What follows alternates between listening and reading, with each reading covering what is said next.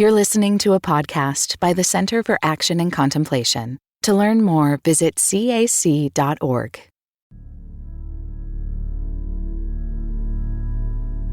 It takes a village to raise a child.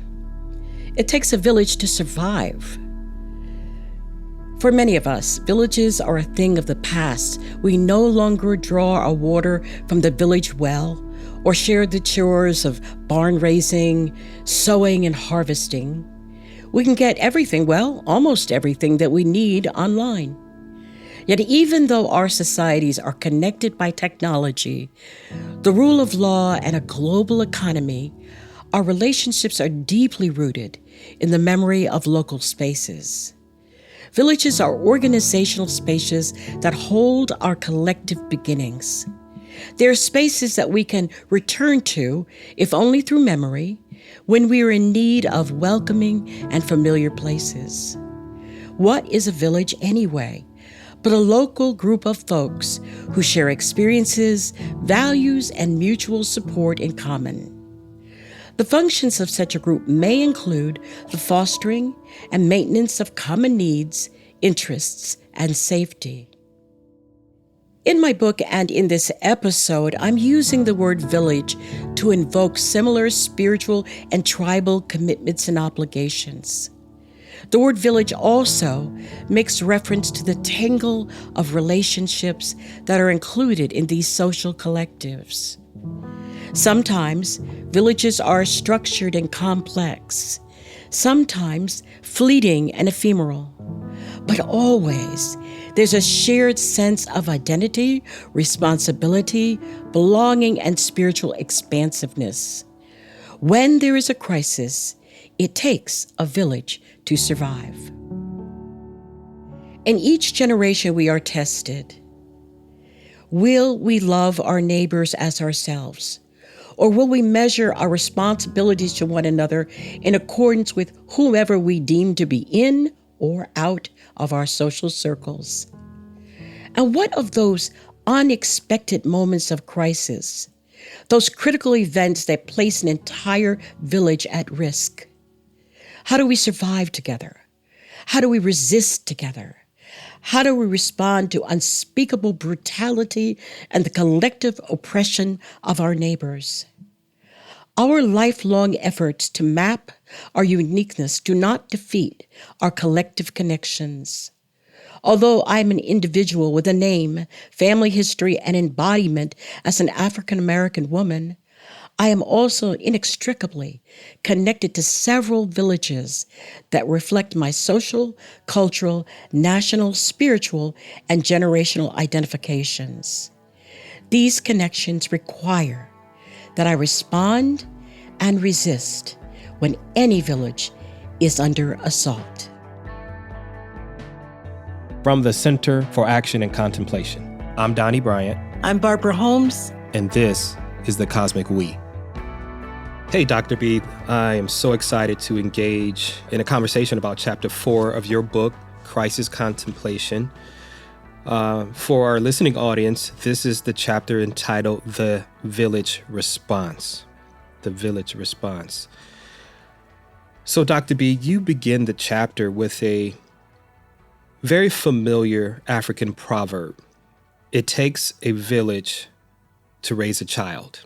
I would like to frame, the beginning of our conversation just around that very familiar proverb, and a couple of questions. First, why did you use that proverb, and what does that proverb mean to you in the context of this chapter? Well, for me, it was just an old folks saying that I'd heard all my life because I was raised in villages, and basically, yes, you're right. We don't live in villages anymore. Unless you count our internet villages. So as I'm writing this chapter on a village response to crisis, I'm considering who are the folks we're talking about?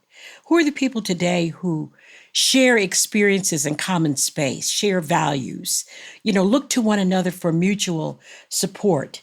Reverend Donny, did you have a village growing up? I did. I think there was a couple villages as I began to really kind of define what that meant for me. I would say, obviously, my family. We had a very close-knit family. I would say, secondly, my church community. My church community was definitely a village.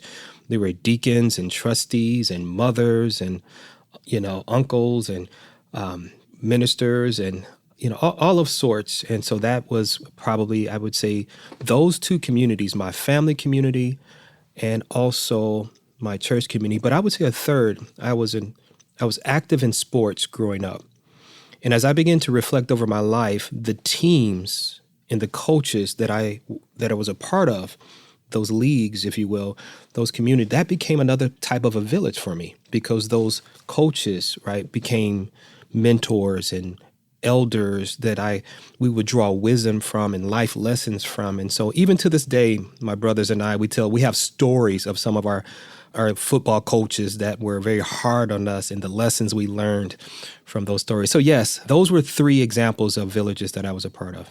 I also had villages, and I've told the story in my book, Joy Unspeakable, but I grew up in a 6-family house that my dad, after World War II, purchased with his brother. And so that 6-family house was filled with nothing but family, aunties and uncles, and the occasional person who rented one of them, who quickly became family. And it was a matter of understanding that no two people who have a child have all of the resources necessary to support and help that child to flourish. So you asked me, why did I use it? Well, it's an old Nigerian. It comes from Nigeria. A lot of people think that it's from Hillary Clinton, but she titled her book after a Nigerian proverb.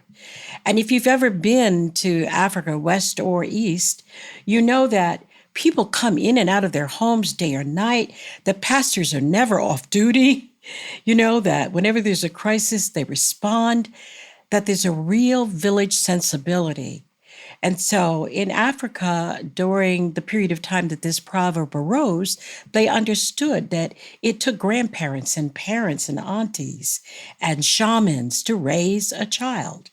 And I think it was Malidoma Some, and we may have talked about this before, who tells the story of grandparents with the children first, not the fathers and mothers, because they're closest to the ancestor realm. And the children just come from the ancestor realm. So they have more in common, can teach one another. So it's communal child rearing to advance the moral well-being of the community. And somehow we've lost that.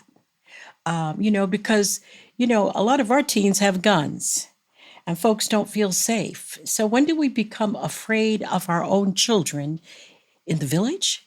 Perhaps it's when we stop raising them as a community. That's powerful. You mentioned in the book that the objective of the goal of this village is to maintain or sustain the common needs, the interests, and of course the safety of the village. So there's this common understanding of what the community needs. There are this unspoken expectations and maybe unspoken structure and rules that seems to be embedded, right, into particularly the adult community. I think you kind of point that out, that it's the adults and the elders that hand down the wisdom, hand down the history, hand down the structure, that ultimately it's picked up, but everyone participates into it to maintain the needs and the interest of the community. It's interesting.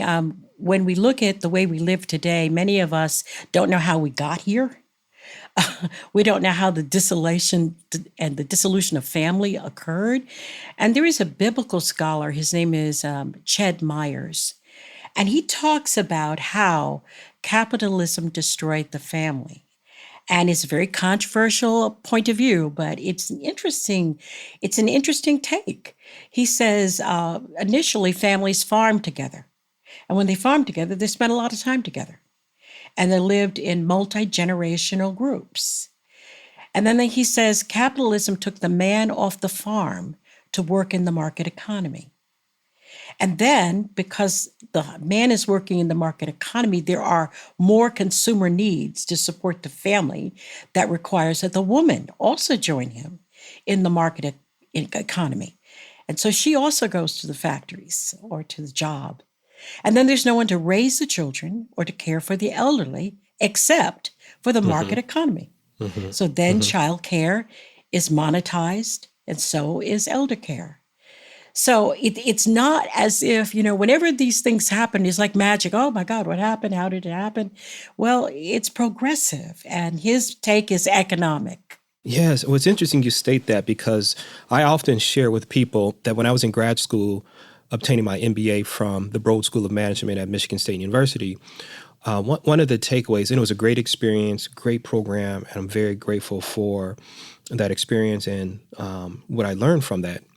However, one of the takeaways, and maybe it's from my generation and the time that I was there, and it may have changed now, but one of the main things that we were taught as individuals that were going to come out of the program and go into, corporations, Fortune 500 corporations as middle managers and executives, one of the main takeaways was maximizing shareholder value, that the main goal of us as leaders in corporations was to ultimately maximize shareholder value, right? And so you have this more individualistic, right, perspective. You begin to see there's this underlying tone of dehumanization, right, that employees become numbers, statistics, pawns in the game to play with to maximize or to achieve the objective of maximizing shareholder value. And to your point, right, that's fuel from the capitalistic, mentality. And if you're socialized, if you're instructed, if the educational institutions are producing, right, individuals who come out with this mindset, ultimately, right, the organizations reflect that, right? The policies reflect that. How we engage in employee relations reflect that. We become more competitive because ultimately I want to maintain this job.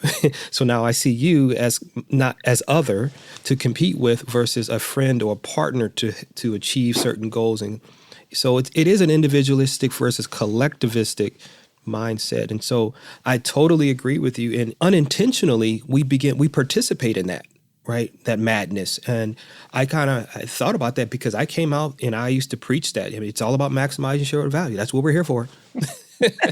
Well, I can just hear some of the listeners thinking, yeah, but what do you have as an alternative to capitalism? Well, to me, it's not a choice between capitalism and socialism. There's also creative entrepreneurialism. Sure. Absolutely. There's a way in which we can come together as groups, as collectives, as individuals, and seek the highest good of all of us by using our gifts creatively. There really are alternatives. It's not one thing or another. We don't have to have large systems determining the outcome of our lives. We just have to think through creatively how we want to maximize the flourishing of most of us, not just a few of us. And I guess the question is, as we're talking about a village response, where do we belong? I mean, how many villages do we have membership in? You told us about your memberships, and I think that's correct. It's not just one village. Many of them are formal, some are informal. It's a sense of where do you belong so that when the crisis occurs, with which group are you responding? How are you responding? You mentioned Hillary Clinton's book, It Takes a Village to Raise a Child. And you quote and cite a section of her book where it says, neighborhoods become villages when all of the adults show up to care and concern for all of the children and ultimately for all, transforming them, meaning the neighborhoods, into the beloved community. And so this concept that Martin Luther King used to bring, he introduced, he preached this idea of the beloved community. We didn't talk about neighborhoods, but neighborhoods can become villages. But also, it's not just limited to geography. You speak to that, and I want you to elaborate on this a little bit more, but neighborhoods can actually become much broader than the street that we live on, right? It could be broader than, the cul-de-sac that our houses on. Can you elaborate on that a little bit more, Dr. B? Well, the most freeing thing these days is the technology that allows us to connect beyond our cul-de-sacs. Uh, I mean, our villages consist of, and we have different villages, even on Facebook or Instagram or wherever you are. You create groups of interest or alignment, and you do it technologically. But that also means that you are open to trauma from technological sources where you're not actually present. Years back, in the oppressions that I listed in the first couple of chapters, they were present in person trauma. So you're there at the Holocaust, you're there on the Trail of Tears. But now with technology, you can be traumatized watching your television and you're nowhere near Ukraine and you're nowhere near where George Floyd is killed. And so we carry more trauma in our bodies now than ever before, because whether we know it or not, you cannot see another person harmed or injustice done without feeling it somewhere in your soul. And that's because we're connected to one another, intrinsically, spiritually, cosmically connected to one another. That's beautiful. As you were speaking about this cosmic spiritual connection and interconnectedness, I thought about this idea of broader community. I use a story. The other day, I was with my youngest daughter. We were attending a basketball game, Dr. B, my son's. It was actually his last basketball game as a senior. And so we were sitting on the bleachers in the front row. My youngest daughter was sitting next to me, and all these people were coming by. They're men and women, parents, and other people in the community. There are school administrators, and just because it's a big game. And so I'm shaking hands, and people are saying hi, just people you recognize from the community, or people who work in the post office that were there. And so my daughter is just like, "Dad, how do you know so many people?" And I said, "Well, baby, these are people that are part of our community. This is just who we see." I made a comment. There's a woman who works, she's a greeter at one of the Meijer stores in our area. I love Meijer because they always have, just great personalities who greet at their front door. Meijer is a grocery store in the Midwest, for those who don't know. So Meijer, many people in our area shop at Meijer, and one of the individuals, I see her as part of our village. She has such a huge personality. She brightens the day. She literally says, "Hello," just like that at the top of her lungs to every person that walks in the door. And every time I walk in the door, because of that interconnectedness, because of that spiritual connection, her joy becomes my joy. Right? If I have weight on me, if there's something I may be anxious about, if there's a worry that I may be processing, when I go shopping at Meijer, I know that when I walk through that door when she's working, that her joy will transfer to me. Oh, that's wonderful. I mean, there was a story down here of a 98-year-old man working at Walmart, and he was so pleasant to everyone, and people would just look for him if he wasn't in his place every day. And some young people came by and decided it was time for him to retire. And so they started a GoFundMe page because they had said to him, "Why aren't you retired?" And he said, "I don't have the money." And they raised over $100,000. And he retired. Yes. See, because that's a great example. Yeah. Of the village responded. The village responded. Yeah. But sometimes all the village can do in the midst of oppression and crisis is support in the process of lament.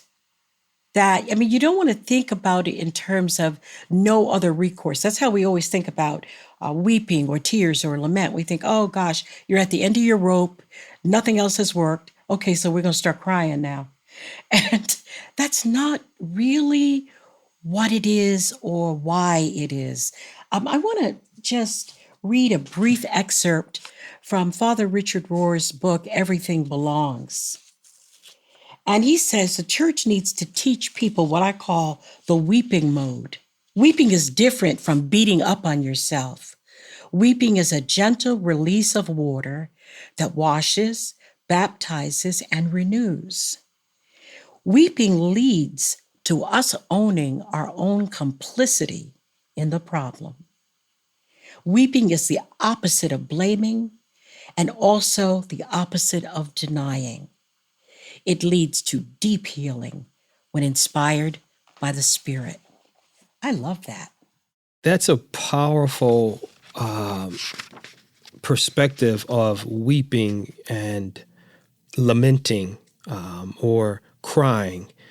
I thought about this a little bit because you talk about the communal response in your book, that when we cry, and I may not be quoting this correctly, but when we cry, that lament, that weeping deserves a response, right? It deserves a response from the community. There's a responsibility there to attend to that, to sit with that, to process together, right? I thought about a song by a local pastor in Detroit, but he's a gospel legend. There's a group called the Winans. Oh, my goodness, There's a yes. song. You remember the Winans, Dr. B? Of course, the Winans. But there was a song written by the Winans called When You Cry. It was a song, I don't recall the actual time, but it says, when you cry, loved one, make me cry, dear one. You never have to cry alone. When you're sad, you never have to be sad alone. The lyrics of this song, When You Cry, speaks to the cosmic connectedness. It speaks to the village response. It speaks to the compassion that can be both given and received within the village. And I think that song just did a great job. I remember listening to that. It was probably written in the, if I'm not mistaken, maybe the 80s, late 80s, maybe early 90s, Dr. B. But as a kid, I remember hearing that song. And you're right, there's something special. It is kind of weird. It is kind of abnormal. I mean, we don't oftentimes think of, when I am in pain, that there is a responsibility that you have, right, to attend or at least to listen. You may not be able to fix my pain. You may not be able to solve my problem. But if I am grieving, if I'm weeping, if I'm crying, you mentioned the moan or the groan. Talk to us a little bit about that, because you do a lot of research and have done a lot of reflection about this concept of the groan, the moan. Can you help us to understand that aspect of lamenting within the idea of communal responses? Yeah, I mean, I first began to think of it out of Dr. Noel's work, Noel. The late Dr. Knowles had done some preliminary research on the moan. And when I read it, I knew immediately what had happened in the hull of slave ships. That basically the moan was a lament of a people who were not a people of various tribes and origins, who did not have the language to support one another in their oppression, but they could groan and they could moan. And what does the Bible say about the Holy Spirit being present to moan and groan with us when we know not what to say? And so the moan is like a birthing sound in the hull of a slave ship, as if giving birth to a new nation that would be in the African diaspora. For these would no longer be Mande and Zulu, Senegalese, or Bantu. These would be African diasporan people on other lands, carrying with them their culture. And that moaning is a birthing sound that carries them over the bitter waters of the Atlantic Ocean to their new home. And so it's creative, it's birthing, it's lament. And I mean, lament is very, very complicated. I like what Walter Brueggemann says about it. I mean, basically, he says it's risky business because you get a whole bunch of people moaning and groaning in public, and it's going to get the attention of the authorities. Mm-hmm, mm-hmm, mm-hmm. And he also says that it challenges the power structures. Brueggemann says lament allows the pain to escape, and it stitches us to our neighbors. Thirdly, it gives us back our voices. Sometimes you can go through something that is so catastrophic, you lose your voice. You lose your ability to do anything but groan. And lament, when you start to wail and cry, You hear yourself vocalizing, you hear the vocalization of others near you, and you regain voice. Because when you regain voice, you regain agency. And agency is required if you're going to be able to survive. And the last thing is, lament is a collective response to tyranny and injustice. So, it's got many levels to it.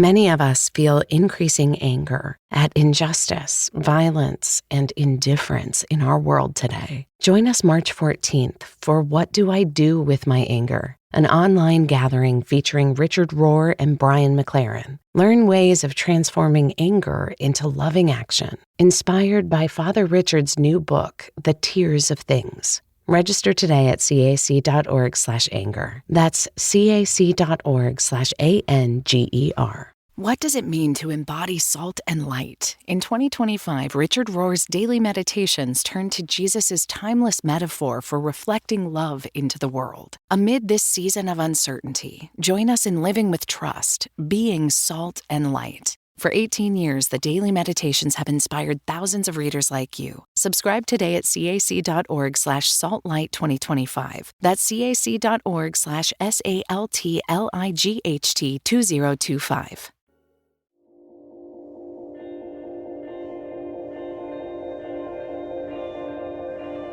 There's a theological principle that the Apostle Paul wrote that you referenced in the beginning from Romans 8:26, when Paul talks about the groaning of the Spirit groans in our prayers on behalf of the individual. And in the same way, the Spirit helps us in our weakness. We do not know what we ought to pray for, but the Spirit intercedes for us through wordless groans, as Paul writes. And so this concept that you're talking about, the Spirit, as we begin to kind of make this a little bit broader, and you talk about this, the oneness, right, between the individual and the divine, and this contemplative process of meditation and prayer, this union in that process, right? But there is a genius in that process that's happening, and the genius is that the unexpected, the unknown, the thing that you yearn for that words cannot express or explain. There is in this communion, in this communal connectivity, right? You call it the cosmic connectivity. There is a rebirth, there is a newness, there is a regeneration, a transformation, a healing, a wholeness that is taking place. And what you're doing, what I'm seeing now in that spiritual principle, as you extrapolate that now to the village response, to the communal response, to the greater neighborhood, that connectivity, it models the metaphor that you just used, that Paul used here, that there is something when the unexpected takes place, when you're unprepared, right? When the crisis is among us and upon us, and it cannot be stopped. There is a spiritual activity that takes place where needs are being met as we moan, we participate, we groan, we sit together, and it helps us in our weaknesses. Oh my goodness, yes, that is beautiful. That's beautiful, Dr. B. Oh my God. Yeah. I mean, Oh, wow. I hesitated before I put the Rizpah story into the lament section because it's not a biblical story that people know, because it doesn't preach very well. It doesn't. Yeah, you're right. It doesn't. People come to church for encouragement. They want to be uplifted. And they don't want to hear about a mother with her dead sons hanging, being eaten by buzzards, fighting the buzzards off. That's just not a Sunday morning sermon. And yet there is a lesson to be learned from Rizpah's lament. It allowed the community to bear silent witness. And sometimes that's the most powerful thing a community can do. Sometimes you can't intercede, but you can watch. You can stay aware. You can bear witness. So when Rizpah is doing all this, because David has just behaved badly, and she is shaming the king. And the whole community watches, and eventually he has to give in. He has to bury the dead. He has to do what's right, because he's being shamed by a single woman who is fighting for what is right alone. So my question would be now, if you take Rizpah's story, who are the slain innocents today? And how do we fulfill Rizpah's role for them? How do we evoke a community that bears silent witness while we struggle for what is right? Who are those victims today? Wow, who are those victims today? That is this chapter in that question. It's easy sometimes to look outside and more difficult sometimes to look within. This chapter has allowed me to reflect on the times that I spent with my grandfather or my great-grandfather when he was alive, and to think about those moments, to recall the lessons. I remember I used to stay at my grandfather's house in Detroit, and he was a saver. But this man he was a baggage handler at the old Northwest Airlines, which is now Delta in Detroit, the Detroit airport. He was a baggage handler. And back when they also had valet parking, he doubled as a valet, attendant at the airport. One of our family get-togethers, there was a gentleman who came. He said, "Man, I knew your grandfather when he worked at the airport." He said, "Your grandfather was all about trying to make that money." He said, "Man, he would park 2 cars at the same time as a valet attendant." Could you imagine that? I said, "Well, how did he do that?" He said he would jump in one, he would move it up like 10 feet, go back and get the second one, move it up a little bit more behind it, get back into the next one and move it up. I was like, wow. But what I learned after his death was that he saved a tremendous amount. I remember talking to my father. My father said, my father was an executive at General Motors. He said, "I made so much more money than my dad." He said, "But I only wish I could have saved like he could have." And so the principle of saving was something that he tried to hand down to his grandchildren. I remember sitting with him, and he had all these coins in his closet, and he would collect coins and collect precious coins, but he would always talk about, "Son, save your money. To save your money, Donnie." And I was just like, "All right, man, okay." I mean, I'm like 10 years old. I'm like, "Man, can we talk about something else? I ain't got no money." But it was a very creative, and as I look at that, as Malidoma Patrice Somé had indicated, that there is a season in a child's life where he is picking up and gaining wisdom from his grandparents or the elders in those villages, and not necessarily from the parents. And I think it's important for parents to recognize that and be okay with that, and understand that it's just not your responsibility alone to raise the children. But I want to ask you something about art. I want to ask you about, we use the term creative arts, and I want to ask you about how art in the artistic communities and individuals, how can that be used? How can art be used as a response to trauma in the village? The artists are the prophets. They say what can't be said, and they say it in ways that it can be heard. They dance it, they rap it, they write it in dramas. They are the forerunners for the community. I mean, during the civil rights movement, what stitched it together was the art, the songs. And everybody didn't agree with everybody on the process and strategies, but they all agreed on the old songs. Everybody knew them. They could sing them. It knit a community together without having to do a lot of talking about it. The poetry, the rap rhythms offered survival to people who were marginalized into poverty. And they could take that poverty and turn it on its head. I mean, in our communities, we offer graffiti images of folks who are slain. We dance, we let our bodies reveal our suffering and our persistence. And when all else fails, we sing ourselves sane. Art opens portals to new realities.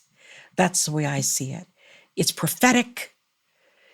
It's humanizing. It speaks truth to power.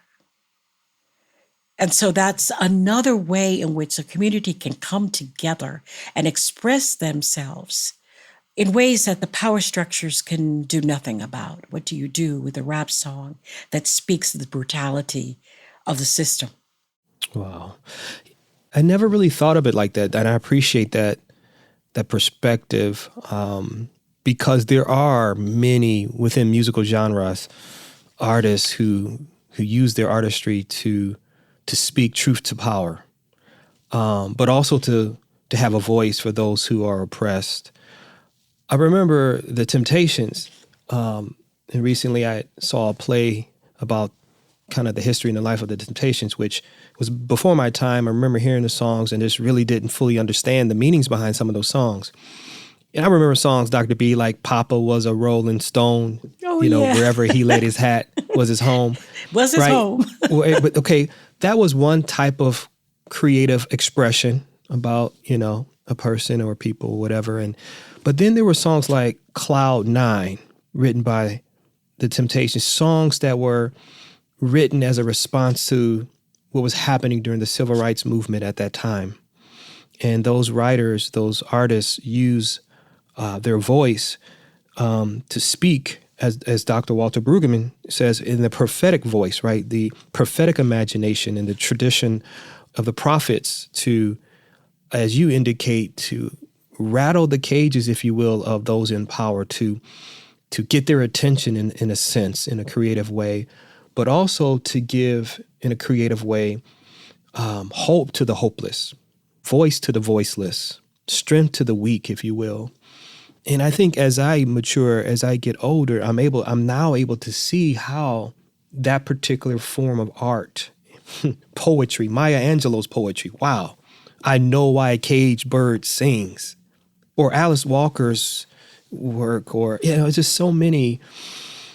But art is critical. You say it's the forerunner, it is the front runner, you say, right? Help us understand, why is art the precursor, the predecessor, the front runner? Art is an expression of spirit. A lot that comes out of artists, it is not coming from them, it's coming through them. And so the reason it's so powerful is that when you have art, expressions of art coming through a group of people, a village, a community, you have a great deal of creative, strategic power that's available to everyone for their use. So making art together is an act of creation that I just find invigorating. My communities of choice are artistic communities because they're always on the cutting edge. They're not leading with what they think. They're leading with what is coming through them. And that's always so healing. It's always so healing. I want to say something about Lucille Clifton at this point, because you were talking about Maya Angelou and Alice Walker, and she has this poem that says, hey, y'all, come here. We're going to have a meeting under this tree. Ain't even been planted yet. That whole poem, I was speaking to some womanist groups about how we plan for our futures. And that, yes, there is going to be this meeting and it's going to be in a tree that hasn't been planted yet. But we're going to plant it. But we're not going to wait for the seeds to grow. We're going to go ahead and meet and plant. And like your grandfather, we're going to park 2 cars at one time. Awesome. Are there any particular practices that you would want us to consider as we reflect on this chapter, this idea of the communal response? I offer an opportunity to locate grief in our bodies. I mean, it's very difficult to lament when we feel we're okay. I'm okay, you're okay, everybody's fine. But that's because we're ignoring the trauma that's in our bodies. And at the end of the chapter, there is a Natalie Goldberg exercise where you draw a stick figure, a rounded stick figure, and After a period of meditation, you locate the grief in your own body, and you point out the spaces in your body where there is trauma. And then there's also an opportunity to locate the trauma in your community. Where is your community hurting? Where can you be of help to that community? What resources and gifts do you possess that will enhance the healing of your own body and of your community?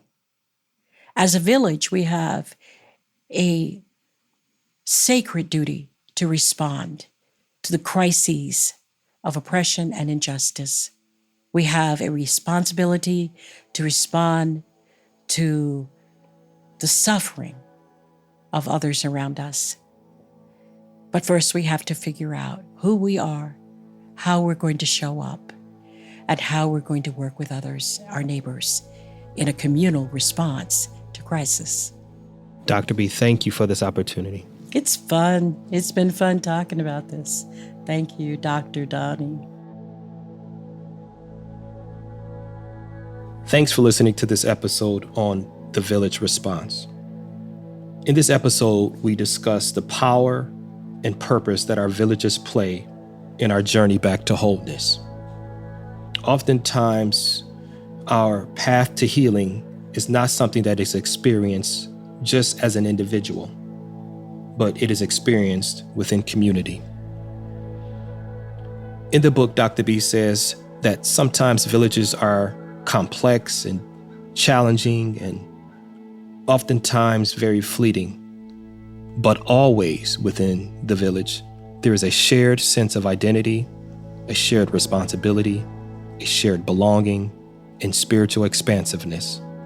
When there is a crisis, it takes a village to survive. Thanks for listening.